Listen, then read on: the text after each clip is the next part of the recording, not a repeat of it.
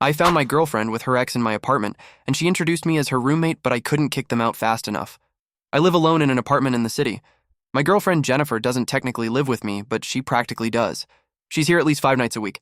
Clothes in the closet, toothbrush in the bathroom, her laptop charging in the living room. You get the picture. It's been this way for a while, and it never bothered me. We've been dating for just over a year. So, yesterday, I left work early. I'd had a long shift, but I was in a good mood. Around noon, Jennifer texted me asking if she could use the apartment that night. She said she wanted to catch up with an old college friend and wanted some privacy. I didn't have any problem with that. She specifically asked if I could give them some space for a few hours, so I said, "Yeah, no problem. I'll go hang out with a coworker after my shift and maybe grab dinner or something." Fast forward to 8:45 p.m. I get back to the apartment.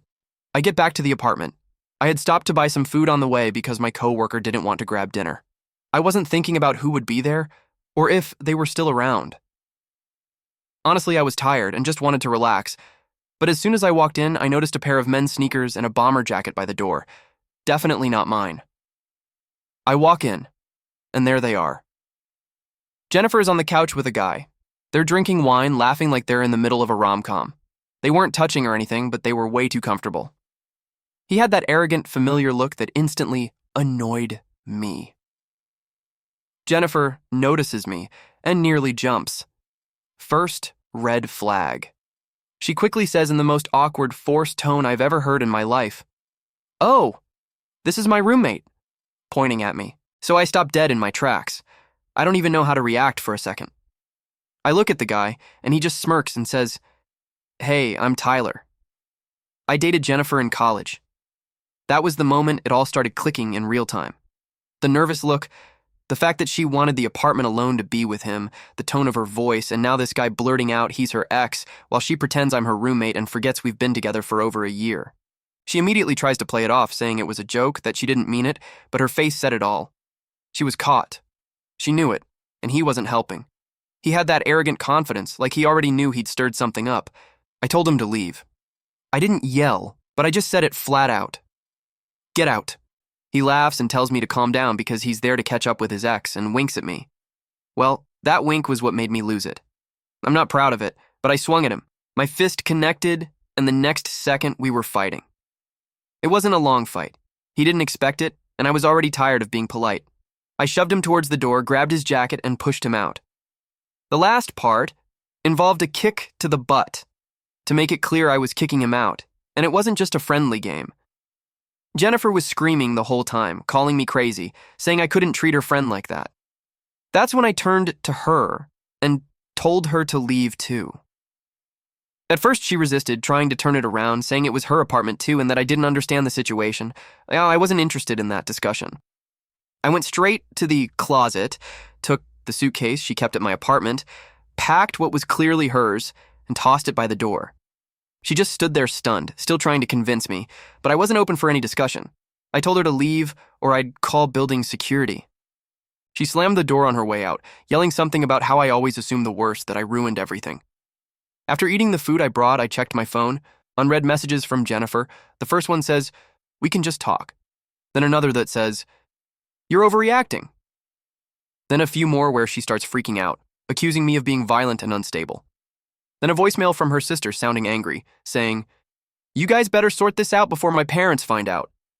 Now I've got her parents messaging me, telling me I need to be a man and talk to Jennifer, that I need to fix things. Apparently, she ran straight to them crying, leaving out the part where she had her ex in my apartment and lied about who I am.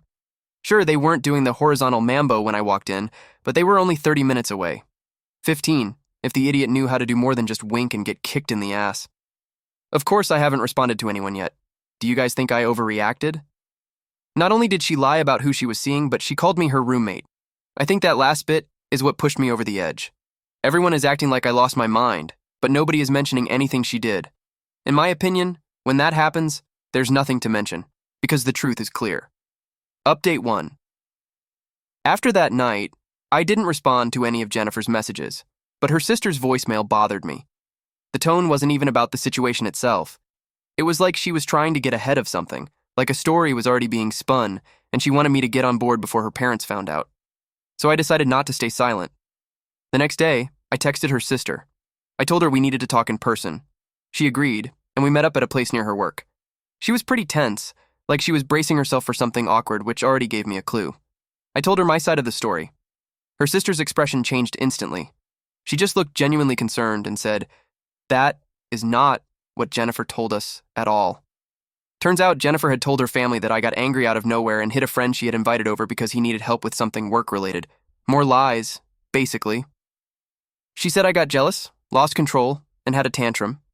She also told them I was going through some emotional stuff and was projecting it onto the situation. That's why the family started calling me, telling me to fix things. Because she made it sound like I was the unstable one. I showed her the phone messages where Jennifer said she needed the apartment to see a friend, and I described the winking idiot and how I regret not leaving his eye permanently winking. Her sister was silent. The only thing she said was, "I'll talk to our parents." It only took a few hours for the consequences to start. First, I got a message from Jennifer's mom with a completely different tone than before. She apologized for jumping to conclusions without hearing both sides and said she had no idea Jennifer had lied. Then, less than 10 minutes later, I got a message from her dad, which went in the opposite direction. To my surprise, he was upset. He said I should have been the bigger man, that no matter what happened, I never should have put my hands on someone. That I should have protected Jennifer from the consequences instead of kicking her out. I didn't respond to her father. I never liked doormats. That same night, her uncle called me. "We're not close, but we've met at a few family events and he's a good guy." I answered, thinking he might lecture me too, but what he told me left me speechless. Apparently, Jennifer stayed at his place the night everything happened. She told him she didn't feel safe coming home after the incident, but while she was there, she let it slip that the guy, I'll call him Tyler instead of winking ass or kicked butt guy, had actually seen Jennifer the night before too, which is specifically when she texted me asking for the apartment. Her uncle confronted her and she revealed that nothing had happened that night because she didn't want to go to the motel where he was staying. It grossed her out. But she also said nothing happened the night I found them either. Right, that clears everything up. Since she has a problem with motel hygiene and because I got home in time, she wasn't unfaithful. All sorted. Time to get back together. If I were Jennifer's dad, that would surely be my thought process. 2 days later, she showed up at my work. Yes, at my work. She walked in, crying with red eyes and a bag in her hand. She started asking to talk loudly. People at the front desk heard, and one of my co-workers came to get me. He just said, "You've got something to deal with." When I went out and saw her, I didn't even say anything. I just pointed her outside. She followed me, still crying, still begging for a chance to explain. I told her she shouldn't be here, that this wasn't the way to fix things. She kept saying she never meant to lie, that Tyler had just shown up and caught her by surprise. She said calling me her roommate was a slip because she panicked. None of that mattered anymore. She could have said she was possessed by a ghost, and I wouldn't have cared. I told her I'd already talked to her uncle and to leave, never to show up at my work or anywhere else again. She told me her uncle might be lying, that our relationship was stronger than anything he could say. I simply walked back inside. My boss wasn't angry, but he made it clear this couldn't happen again. He said the company had a reputation, and personal drama showing up at the front counter would be a problem. I understood and assured him it wouldn't happen again. The next day, a letter was left at my door. It was from a lawyer. They wanted me to return some belongings, things she had supposedly left behind. I had already packed everything up and given it to her sister that same week. I even left a checklist in the box with everything that had been packed, but this was another move, a legal threat to force communication. I sent them a photo of the checklist and the shipping receipt to the lawyer's office, telling them everything was already sorted. Then, her dad messaged me again, saying I was acting like a coward and a child just because I refused to face Jennifer and sort things out like adults. I've blocked her father, but my ex can't seem to grasp that this is over, and I've made it very clear. If kicking her out of my apartment and sending her all her stuff isn't enough, I don't know another way. I don't know how to make smoke signals with my hands that say, "You're a lying bitch and get over it." Update 2. About a week after she caused a scene at my job, there was a knock on the door early in the morning. A guy in a suit handed me an envelope. I knew what it was before I opened it, a restraining order. I sat down, read it, and honestly thought it was a joke. It was worded in such a way that it painted me as an overly jealous and controlling guy who had exploded because she was trying to move on. According to the papers, I was hostile, unpredictable, and prone to violence, and she claimed to fear for her safety and Tyler's. But here's the part that immediately snapped me out of the just ignore her state. She tried to make it look like she had broken up with me. She filed the papers claiming I became violent after she tried to have a civil conversation about our breakup. She didn't mention me walking in on her, or her introducing me as her damn roommate, or Tyler running his mouth, or the stuff her uncle told me. She didn't say any of that. I immediately called the building office and asked if there were any hallway recordings. Luckily, one of the exterior cameras captured the entrance to my floor, and that's when I saw it. Tyler had come back. 2 nights before the restraining order was filed, he came to my apartment, rang the doorbell with some random guy, and when nobody answered the door, they left after standing there for about 5 minutes. So how am I the threat when he shows up at my door after everything that happened? I sent the video to a lawyer friend who helped me draft a response and file it. The video, along with all the evidence I had, was all included. There was no harassment, threat, or violence against her. Meanwhile, a friend I didn't even know she was still talking to contacted me. He told me Tyler had been saying I was too soft to keep a girl like Jennifer under control, and that he knew she'd eventually go back to him. He even laughed about the fight, saying I was lucky Jennifer broke it up before he really started hitting me. I don't remember it that way, and his butt remembers it even less. But I guess Tyler is one of those people who talk a lot and do little. My friend told me this wasn't the first stunt Tyler had pulled. Apparently, his pattern was to show up in his ex's lives when they weren't feeling secure or their relationship was in crisis. He acts like the nice guy, pretends he wants to talk, and then makes them think they still have feelings for him. It sickened me, honestly. A few days later, I got confirmation of what I suspected. One of Jennifer's old roommates, someone I had never really talked to but with whom we had mutual friends, sent me a direct message. She said she felt bad for not telling me sooner, but felt I deserved to know. According to her, Jennifer had been seeing Tyler for months before that night at my apartment. She said Jennifer would disappear on weekends and tell everyone she was visiting family, but there were always Uber receipts, late-night calls, and even a couple of times she came home with gifts she didn't explain. To top it off, I found an old email account she used to help her with freelance job applications. I was clearing files to make space and noticed she hadn't logged out on my laptop. The inbox had Uber receipts to a motel area, Amazon deliveries to motels, and even a bill for a fancy dinner reservation dated weeks before the fight. All of that painted the same picture. She was actively cheating on me, lying about it, and had wanted to use my apartment to cheat here, maybe some kind of fetish if she hadn't already done it. I've already decided to start the process of breaking the lease. Luckily, my job has a satellite office elsewhere in the city, so I requested a transfer. The whole situation has become so draining that I don't want to keep dealing with it. I don't want to keep running into her friends, and I certainly don't want to stay in my apartment with whatever it is now. So far, my lawyer is handling everything related to the restraining order. Since she hasn't presented any proof of actual danger and the video shows the opposite of what she alleged, I'm confident it will be dismissed. The fact that Tyler showed up again helped a lot. This whole situation has been a mess, but at least now it's all clear and I'm moving on. I'm looking for a new apartment. My job transfer was approved, and I've cut off all mutual connections who still have contact with her. If anything else happens, I'll post it. The update. 3. There's more drama in my story, but I'm talking about the kind of drama with police involved now. So, earlier this week, I got a message from the lady who used to live in the unit directly below mine. We always had a good neighborly relationship, stuff like collecting packages for each other or chatting in the hallway. She texted me saying, "Hey, I think the guy you fought with is back." I thought she was confusing him with someone else, but no. She said Tyler had returned. By the way, she already knows about the situation, as we had talked about it before. He was apparently looking angry and pacing back and forth in the hallway. He started pounding on the door, yelling something, but I wasn't living there anymore. The guy who was living in that apartment came out. Naturally, that guy had no idea who Tyler was and told him to get away. A verbal fight broke out. My neighbor heard everything and ended up calling the police. I didn't find out about any of this until a day later when she told me. Turns out, Tyler was arrested. The charges weren't serious, trespassing and resisting when the police arrived, but it was enough to cause him some trouble. The building is taking this seriously, too. They're going to put some security measures in place now. A bit late since I don't live there, but better than nothing. What really sealed the deal for me was what came next. Jennifer's cousin contacted me. I met him once at a family dinner. He seemed like a good guy, but we never spoke after that.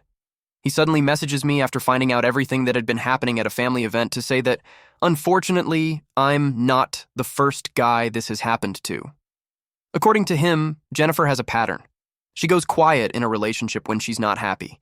She avoids confrontation and then starts reconnecting with an ex instead of facing the real problems.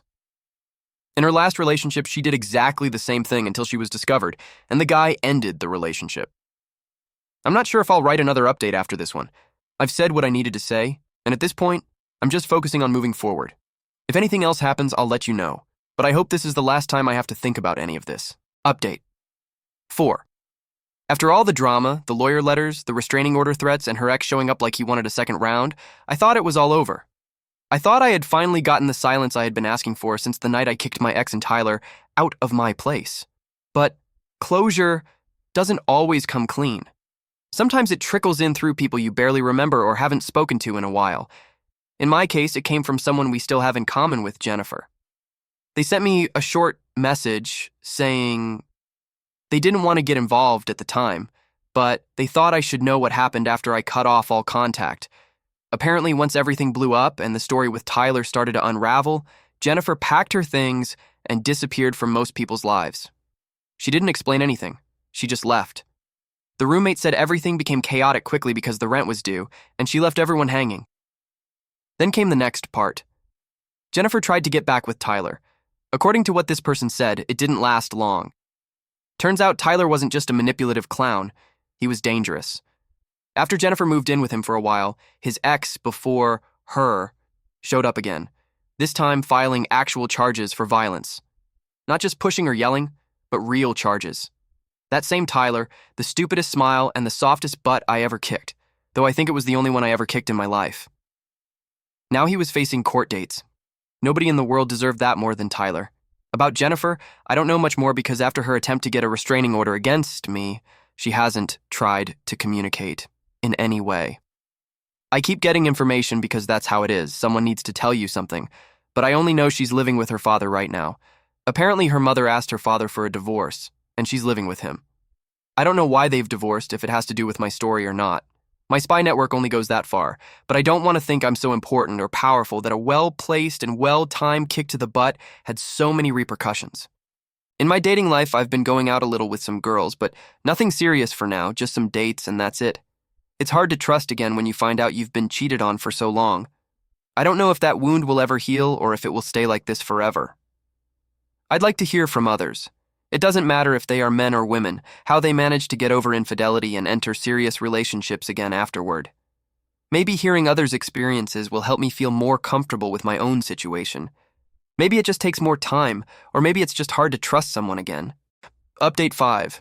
It's not that I like to keep doing updates about my life, but I think this one will be the most enjoyable, so I'm happy to sit down and write it for the first time.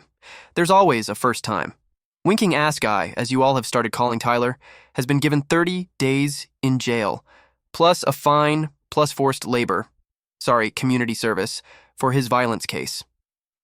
I don't know what kind of criminals he'll be locked up with because it's not like he was taken to a maximum security prison. But there's a chance someone might kick his butt in there. I mean, a kick to the butt of someone as arrogant as Tyler is not something anyone denies themselves. Oh yeah, it's not much, all that, but I'm already happy with how satisfied I was from kicking his butt that one time. It's hard to put into words. You have to feel it to know what I'm talking about. But it was an almost religious experience, the feeling of your foot gaining momentum, connecting full on with the sole on his butt, seeing him shoot forward, and then almost falling face first onto the floor in the hallway. It's something I recommend, but always with people who deserve it. For example, guys like Tyler, who wink at you because they're about to sleep with your girlfriend. For those kinds of guys, it's necessary to use this technique.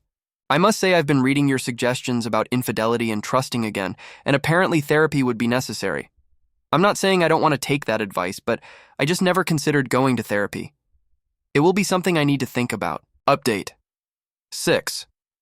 I think it's been 3 years since I made my first post, maybe a bit more, I haven't checked in detail, and a lot has changed in that time while other things remain the same. For starters, I think I've begun to heal because I've given a relationship another chance. I think I've taken it slow on this matter, but it's been for the best. Starting a relationship in a healthier state of mind has been the right thing to do, I believe. What hasn't changed is the dynamic between Jennifer and shoe-marked butt guy. In all this time, Jennifer started dating someone else and cheated on him with Tyler again. Same old story. But something changed this time. Tyler decided to leave Jennifer a souvenir for so many years of adulterous relationships. Yes, he hit Jennifer. But you know what I've heard? That Jennifer decided not to press charges, even though Tyler has left her again. My surprise level is 0 because there's a clear toxic relationship between them, and this even seems like the most normal thing in the world to me. As normal as it surely being my last update. I mean, we'll get to update 7, and it will probably be a copy and paste of this one, so I'll leave it here. I just want you to imagine this update repeated several times, and it will probably be very close to reality.